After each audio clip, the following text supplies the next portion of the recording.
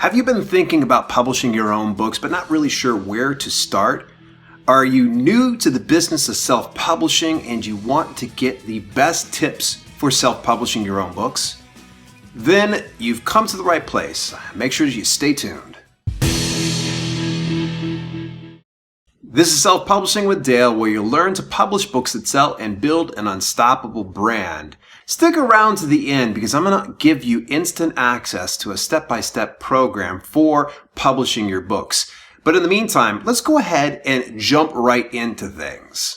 So you're pretty excited about writing and publishing your own book, but you're not really sure where to start. I know there's a lot of information online, and I know that I'm at fault and tons of other video content creators are at fault because we have a lot of contradicting advice, or sometimes there's just so much it's like drinking from a fire hose. But I'm going to make this dead simple for you so that way you understand what you need to do first and what you need to do last, and everything else in between. So let's take it one step at a time here. Research the market. I know you might be excited about some kind of a story that's been in your head, or maybe you've got some great information about solving someone's problems, but quite frankly, if there's nobody to read your book, then what's the point of actually putting it out? I understand those of you that enjoy the craft of writing and you are willing to be the martyr for your cause, but you really shouldn't put yourself into that type of a position. So research the market. Make sure that there's an audience. And even if you feel like, oh, well, there are people, my mother's brother's cousin's sister really said, oh, they would definitely read something like that. Well, that's okay, but you need to go on to places like Amazon.com, Apple Books, Barnes & Noble, every one of the different sites that have some type of publications on there, and do a little bit of research and make sure that there actually is a buying audience. Develop the relationships. This is one that a lot of indie authors kind of scoff at. I understand that quite a few of us are introverted, including myself, but you have to step a little bit outside your comfort zone and get to know people and get that eyeball to eyeball contact and really get to know people within not just your author community, but also in your reader community. Meet people where they are at. And especially if you have a particular niche that you want to get into, you want to start to get to know people that are interested in what you have to share. As an example, let's say that I really enjoy thriller novels. I'm going to find out where the people congregate that enjoy thriller books the most. And I'm not just going in there and saying, hey, look, I'm going to be an indie author and I'm going to be publishing a book really soon. Are you going to support me? No, be a real person. Get in there and get to know people and start to interact. So it could be in, say, a Facebook group, or it could be in a forum, or it can even be at a meetup at a local coffee shop, or even a library of some sort. Either way, start to become a good friend of some people and build those relationships. That way, when you do break ground and you publish your first book, you're not just doing it alone. You're doing it with a community of other people. Write the content. Okay, I know I'm glossing over this one really, really fast, but on this channel, I'm very realistic here with you. I show you how to publish a book, not necessarily write it. There's many people out there that will tell you about the craft of writing, including people like Chris Fox, Joanna Penn, and many others. So here's what it comes down to. If you're into fiction or nonfiction, you need to craft that story. You need to craft that book. You need to figure out a way that you get it from here onto a manuscript. And be realistic about your first draft. Know this. Remember this number one rule. The first draft is always the worst draft. The first draft is always the worst draft. This is true. You should be okay with getting out that book from your head onto manuscript, and it won't be perfect. In fact, it will never be perfect. And that's where the next steps are going to serve you best. Edit the content.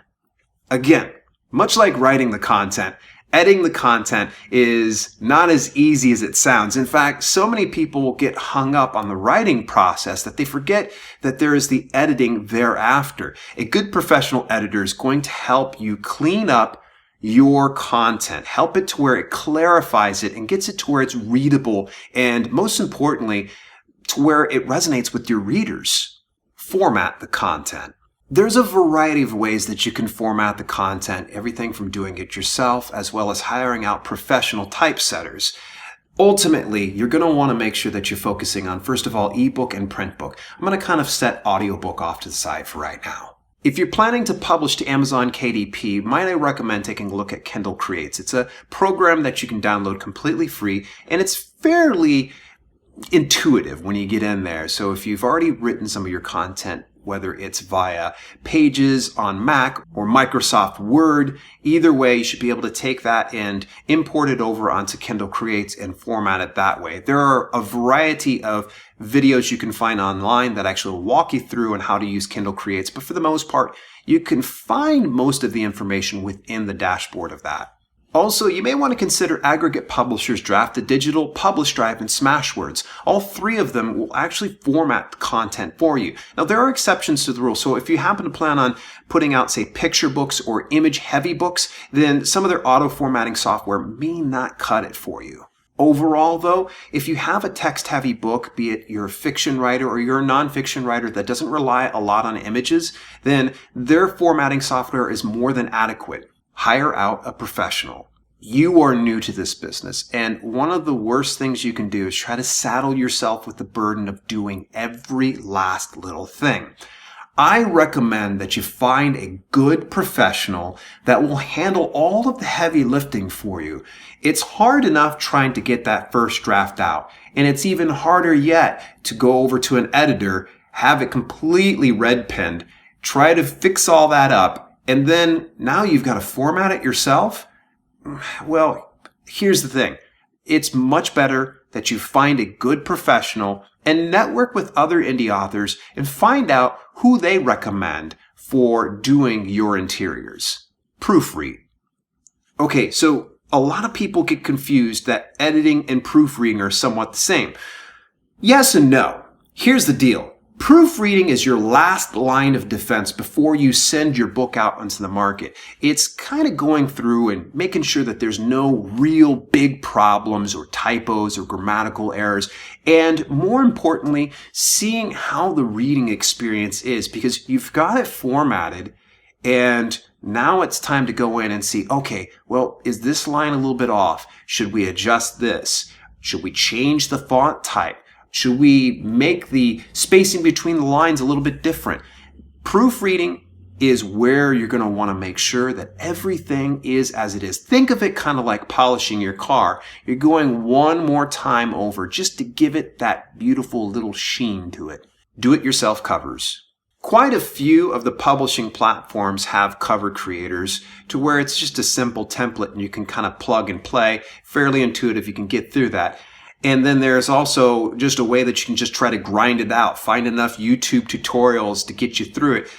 But I wouldn't recommend it. Again, stick to what is going to be the hardest anyways, which is going to be the writing and the editing and the proofreading. And then find a professional book cover designer. And more importantly, try to find somebody that is familiar with your niche or has produced book covers within the niche that you're going to be publishing within.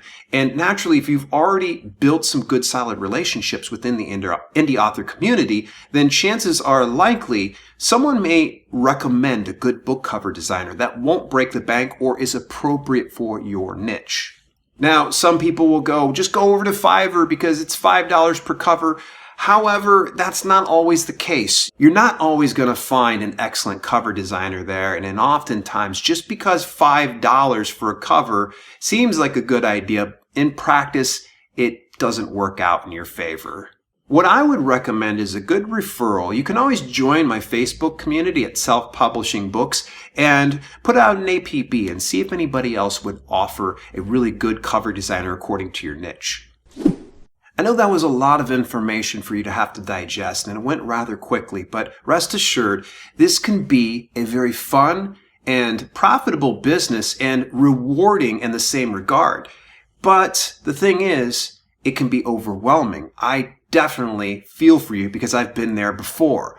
With that being said, I want to give you the best step-by-step program to get you off on the right foot and head in the right direction and in the right order. What you got to do is head on over to DIYpublishing.biz/free to get access to my core content of the DIY publishing course. This is perfect for beginners and gets you set off on the right foot to know exactly where you need to go to get to where you want. In the meantime, I'll see you in there.